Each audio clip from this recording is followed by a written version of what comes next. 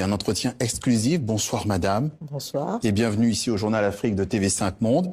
La toute récente actualité, on en parlait hier, ce sont ces 15 migrants arrivés sur le sol congolais il y a environ 36 heures. Ils ont été expulsés des États-Unis. D'abord, plusieurs questions. Qui sont ces gens? De quelle nationalité parle-t-on? Et puis, pour combien de temps sont-ils là?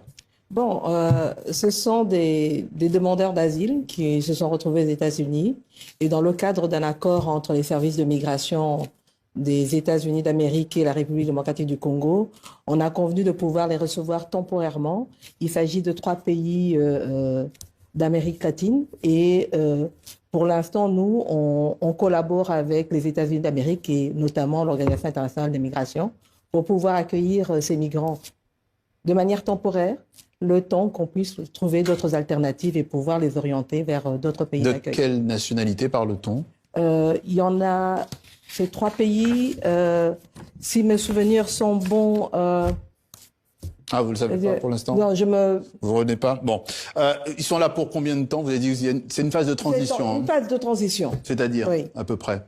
On n'a pas encore calculé, mais ils sont pas là pour durer longtemps parce que c'est de manière temporaire le temps qu'on puisse leur trouver d'autres terres d'asile en attendant, donc dans le respect justement du droit humanitaire international. La République démocratique du Congo a accepté de les accueillir. Vous avez parlé de conventions effectivement entre les services d'immigration. Qu'est-ce que le pays, la RDC a obtenu pour les accueillir, même temporairement? Écoutez, c'est un service que nous rendons aux États-Unis d'Amérique qui prennent en charge en fait leur séjour chez nous à travers, comme je l'ai dit, l'Organisation internationale de migration. Ils les prennent en charge, leur logement, leur alimentation, etc. Il y a un entretien exclusif.